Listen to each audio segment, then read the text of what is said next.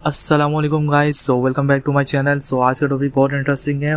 Why do we need law. हम थोड़ा सा डेप्थ में थोड़े से कुछ पॉइंट हम समझेंगे और आपके जहन में बैठ जाएगा हमारे लिए लॉ ज़रूरी क्यों है। ठीक है ना। सबसे पहले हमारे पास इसकी डेफिनेशन है, बहुत इजी तरीके से समझाता हूँ। ठीक है, लॉ हमारे लिए ज़रूरी क्यों है। लॉ हमारी ज़िंदगी पे एक ऑर्डर को मेंटेन करता है, हम सब की ज़िंदगी पे, कि उसकी मुताबिक, उस ऑर्डर के मुताबिक हम जब चलते हैं, जिसको लॉ कहते हैं, उस ऑर्डर के मुताबिक जब हम उसके अमल दरामद होते हैं, उसकी पैरवी करते हैं, तो वो ऑर्डर हमें एक लॉ हमें एक तरीके से हमें रिवॉर्ड देता है, और जिसका रिवॉर्ड ये होता है कि वो हमें प्रोटेक्ट करता है हमारे हुकूक को। ठीक है, और वो माशरे में प्रमोट करता है जस्टिस, इंसाफ को। ठीक है, ताकि हमें पीसफुल ज़िंदगी जो कि मिल सके, हमारी माशरे में पीसफुल लाइफ एंजॉय कर सके एवरी अदर पीपल्स। ठीक है ना। तो ये लॉ हमें प्रोवाइड करता है, और लॉ की भी एक शर्त ये है कि हम उसके ऊपर उसकी काम वो जो अमल दरामद करें लॉ के ऊपर।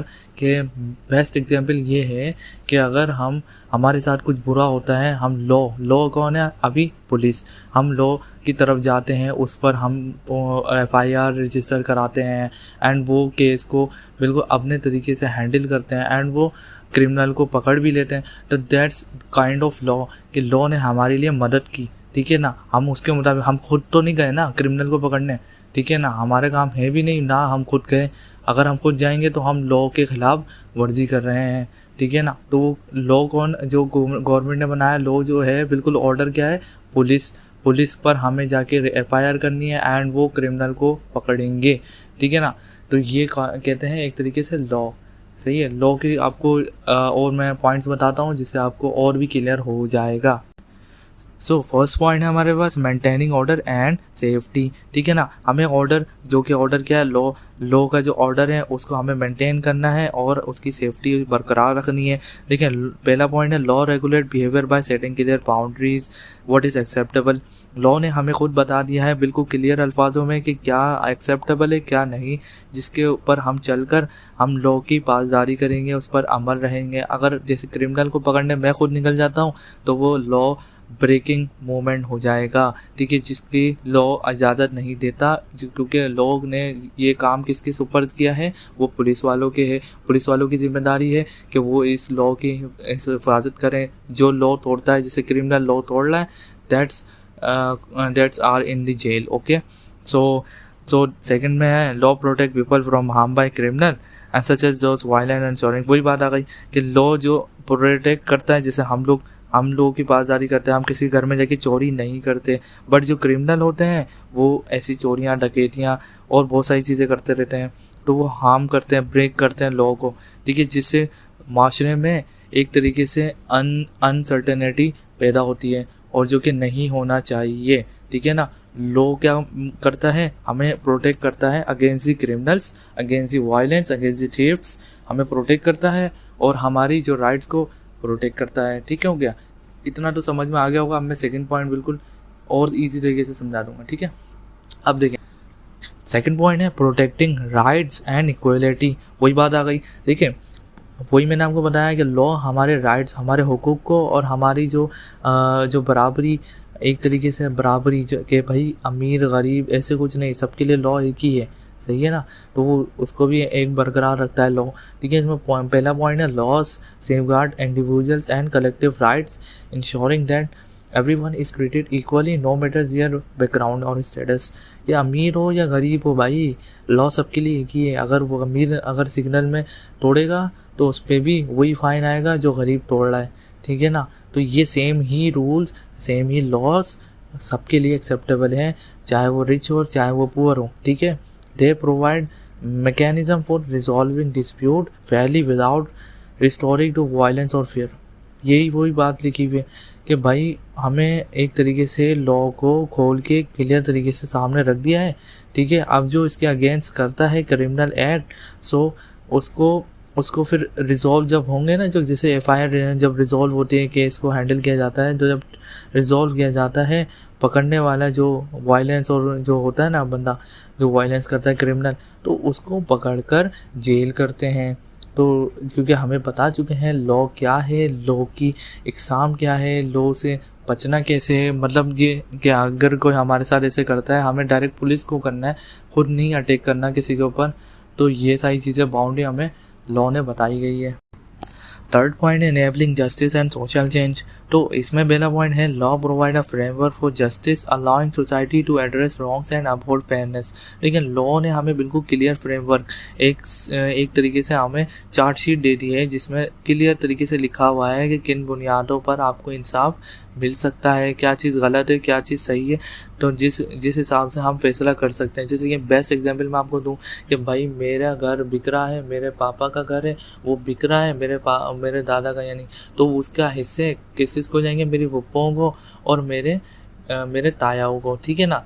एंड अगर मेरे खाला या कोई नानी अगर आती हैं बीच में कि हमें हिस्सा चाहिए, that's the wrong, that's against the law, ठीक है ना। इसके खिलाफ मैं कानूनी कार्रवाई भी कर सकता हूँ क्योंकि मुझे लॉ में इजाज़त है, क्योंकि ये लोग क्या कर रहे हैं, रॉन्ग, क्योंकि ये इनका है ही नहीं, ना ही लॉ के हिसाब से ये इसके हिस्सेदार हैं, ना ही लॉ के हिसाब से ये इसका हक रखते हैं।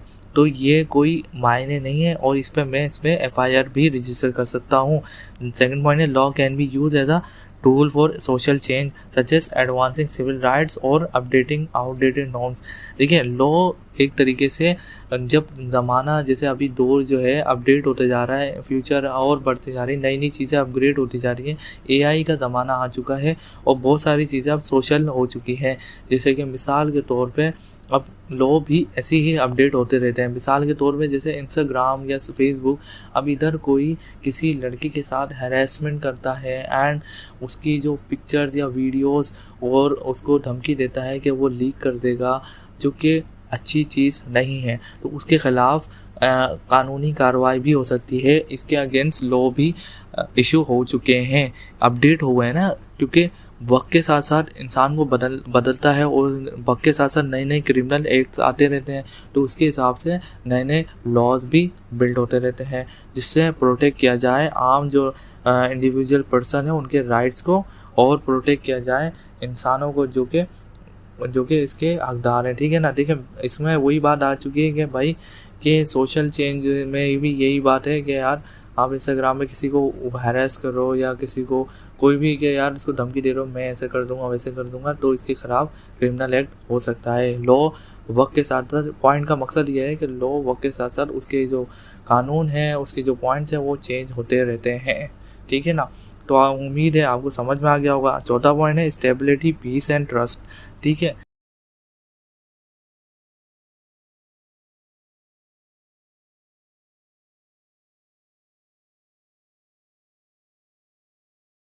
The existence of law fosters stability and trust by ensuring accountability for all including governments and authority figures, ठीक है ना। देखें लॉ है ना, यहाँ पे एक तरीके से सब पे लागू है। गवर्नमेंट इदारों के जो वर्कर्स हो गए, एम्प्लॉयज़ हो गए, चाहे वो प्राइवेट सेक्टर्स के, सब पे लागू होता है, ठीक है ना। तो अगर हमें भरोसा करना है तो गवर्नमेंट नाफिज करती है कानून को, हमें उनके इदारों पर भरोसा करना होगा, जैसे police, rangers, army, and they solve our problems, okay. तो ये एक बात की है कि ताकि स्टेबिलिटी कायम रहे, क्योंकि हमें पता है कि गवर्नमेंट इदारों में जो काम करने वाले हैं उनके लिए अगर उन पे भी कोई बात आई तो इंसाफ बराबर ही होगा, ठीक है।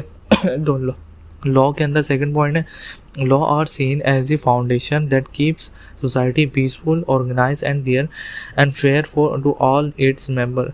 देखिए लॉ हमें इस तरीके से नज़र आता है जैसे एक तरीके की फाउंडेशन, ठीक है, जो कि सोसाइटी में क्या कायम करने की कोशिश कर रही है, एक ऑर्गेनाइज एंड खुशामदीद, एक तरीके से पीसफुल एंड हर चीज़ की वो आसाइशें देना चाहता है। लॉ एक तरीके से सोसाइटी को हंसता खुशहाल देखना चाहता है और जो कि राइट है, ठीक है। लॉ में ये बहुत ज़्यादा कोई हैवी चीज़ नहीं है।